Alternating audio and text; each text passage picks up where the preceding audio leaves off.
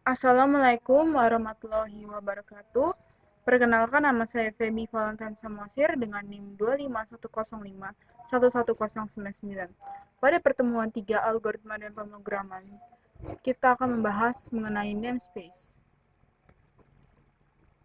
Konsep dari namespace. Namespace adalah fitur dalam bahasa C++ yang digunakan untuk mengelompokkan pengenal seperti variabel, fungsi, kelas, dan struktur. Namespace ini menyediakan ruang lingkup atau scope yang tersendiri sehingga nama yang sama itu dapat digunakan di tempat yang berbeda tanpa menimbulkan konflik. Fungsi dari namespace itu sendiri biasanya digunakan dalam proyek besar, di mana di dalamnya sering terjadi dua atau lebih fungsi yang punya nama yang sama, semisal memiliki fungsi integer hitung. Di sini, jika dua modul berbeda memiliki fungsi dengan nama tersebut, compiler tidak dapat menentukan fungsi mana yang harus digunakan. Akibatnya adalah dapat terjadi konflik nama atau name collision. Lalu, program tidak dapat dikompilasi serta struktur kode menjadi tidak terorganisir. Namespace ini menyelesaikan masalah dengan memisahkan ruang lingkup masing-masing nama. Lanjut, fungsi namespace yang pertama mencegah konflik penamaan antar modul atau pustaka. Yang kedua, mengelompokkan kode berdasarkan fungsi atau kategori tertentu. Ketiga, membantu pengelolaan proyek berskala besar. Yang keempat, meningkatkan keterbacaan dan struktur program. Dengan namespace, kode dapat menjadi lebih modular dan terorganisir. Lalu, bagaimana sih cara mendeklarasikan namespace? Namespace dibuat menggunakan kata kunci namespace itu sendiri, lalu diikuti dengan nama namespace dan kurung kurawal. Seperti pada contoh, namespace my namespace, lalu buka kurung kurawal, dan di dalamnya dapat dideklarasikan variabel, fungsi, maupun kelas. Semua deklarasi dalam kurung kurawal itu disebut anggota. Anggota dari siapa? Yaitu dari namespace tersebut. Selanjutnya, cara mengakses anggota ini. Nah, untuk mengakses anggota, di anggota si namespace digunakan operator resolusi cakupan atau scope resolution. Dia seperti titik dua kali. Contohnya, my namespace titik scope resolution angka. Nah, dia ingin mengakses fungsi angka di dalam namespace. Nah, ada beberapa cara untuk mengakses. Dalam gambar yang pertama, kita akan memanggil fungsi print message yang ada di namespace bernama utils. Di sini utils, scope resolution, lalu panggil fungsinya, akses fungsinya, yaitu print message. Cara berikutnya, jika kita tidak ingin gitu menuliskan namespace lagi, kita gunakan using namespace, lalu nama namespace-nya. Di sini namanya utils, lalu kita panggil di integer main, yang di fungsi utama, si nama fungsi tersebut, yaitu print message tadi. Lalu cara ketiga, ketika kita ingin mengambil salah satu anggota atau anggota tertentu saja, kita bisa langsung akses dengan using nama namespace, lalu tuliskan print message, dan nanti tinggal panggil di fungsi utama. Selanjutnya, ada global namespace dan namespace alias.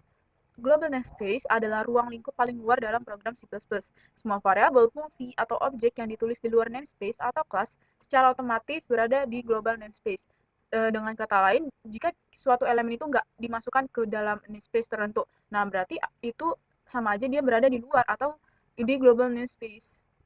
Selanjutnya ada namespace alias. Ini adalah cara kita membuat nama singkat atau alias dari sebuah namespace yang panjang. Tujuannya ya untuk ketermudahan kita dalam membaca, dan ini adalah contohnya. Misalnya, yaitu alias namespace. Namespace A sama dengan alpha, maka aliasnya adalah alpha. Selanjutnya ada inline namespace. Inline namespace adalah namespace yang anggotanya itu bisa diakses langsung tanpa menyebut nama namespace tersebut.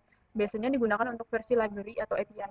Inline namespace ini membuat anggota di dalamnya terlihat seperti bagian langsung dari namespace utama. Lalu ada anonymous namespace.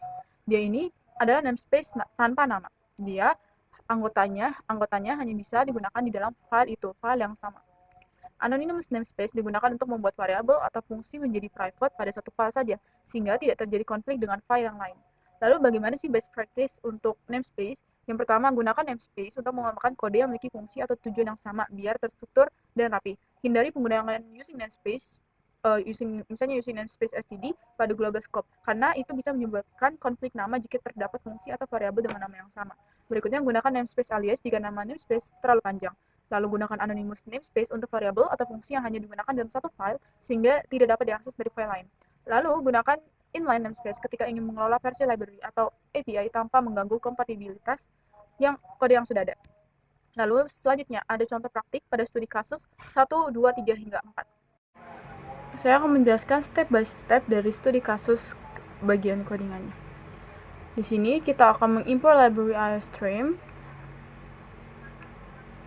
Lalu dibuatkan namespace yang pertama bernama first space, yang di dalamnya dia menjadi wadah fungsi yang bernama func.